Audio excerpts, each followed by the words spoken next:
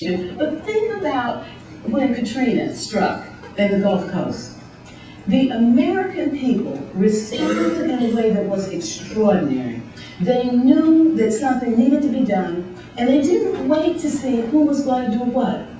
$2.9 billion was sent to the Gulf Coast region. Is the most of money that had been spent for a local disaster in that way. People just got busy, they got on the internet, they got busy finding out who was doing what, and they sent an extraordinary amount of money. People were participating. Look at the extraordinary gatherings that we have seen all across this country around immigration. The immigration movement, immigration rights, a grassroots movement where people are not waiting to see what the government is going to decide to do. They're putting out front what they think the government ought to do. They're making themselves seen, they're making their voices heard, and it's challenging people who have been focused on the immigration issue to figure out how to be able to capture, join, have an impact equal to the expectation that's being laid out around immigration from grassroots communities all across this country. I don't know how many of you have followed the Covenant of Black America, but we have seen something very interesting. Every year for the past 7 years on C-SPAN in February for about 6 straight hours, you can watch the State of the Black Union, moderated by Tavis Smiley. Frankly, I had never seen it until I was invited to participate there a year ago. And it was that year, in February 2005, that there was a decision to build a covenant with Black America. Over the course of the year, a book was published, and when it happened again in Houston in 2006, they had the largest viewing audience that C-SPAN has watching this. A book came out of it, and that book, based just on it, the word about it moving through the Black community, from book signings and town hall meetings in about 20 cities across the country, each attracted as many people outside who couldn't get in as there were inside. That book, in a 4-week period, shot onto the New York Times bestseller list, weighing in at number 6. Within 2 weeks, it was number 1, and it has stayed on the New York Times bestseller list for 10 weeks. And Black people and others all across the country embracing policy, talking about the issues, defining their own agenda. Not with the traditional leadership, but coming from their churches, their neighborhoods. Last weekend, there were over 700 book parties all across the country, in nail shops, in barber shops, in coffee houses, in churches, in community centers, in people's private homes.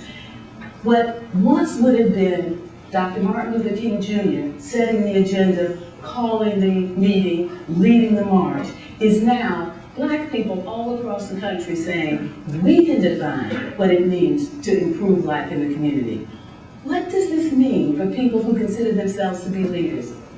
What does it mean when people begin to define their own participation, build their own movements, set their own agenda? I think it is a huge challenge. And what's so interesting about the challenge is that each one of the things that I have pointed out to you, with the exception of American Idol, each one of the things I've pointed out to you is all about America coming to grips with race and poverty.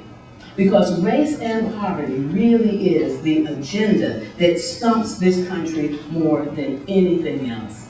And people have been disappointed in our leaders, in our government, in the newspapers, in the television, in the way that we've been dealing with that. And so when it turned out that we uncovered the concentration of poverty in New Orleans, and America was shocked by that, despite the signals that they got from any place else, the American people responded because they, the other, they were not foreign. They were part of the nation, and people tried to figure out a way to participate in making people know that we all are in this together. Around the immigration issue, we're struggling as a nation to try to figure out how we feel. And people who we expect to be silent and invisible and absent and frightened said, we're not going to be afraid, we're going to get out there and participate. And all of the nation had to respond. We are stumped when it comes to democracy, race, and poverty. It is the challenge to democracy to figure out how that's going to happen. And as we come together here to look at innovations and 2.0 internet communication, we have the opportunity to begin to say that society is moving in a new direction and technology is moving in a new capacity, and they have something very big in common. Very big in common. That they open up spaces that have not been opened before, they open up possibilities that have not been opened before, and while we try to understand what is possible, I challenge us to think about what is possible is to go the last yards. To go the last yards, to be able to allow the wisdom of the people to define how we're going to communicate, share information, set an agenda, and move forward. That we don't have to wait for our politicians to tell us what to happen. Through e-advocacy, we can tell them what to happen, what needs to happen. We don't have to wait for all of our books and resources to come up to speed and understand that we live in a new time. We can put in our own information and make it clear that we live in a new time. It is a rare opportunity, and we're living through it, when we're able to combine our technological advances with our moral and value aspirations. And I think for all of us who are trying to build an inclusive society, this is the moment that we get to try to do that. Thank you.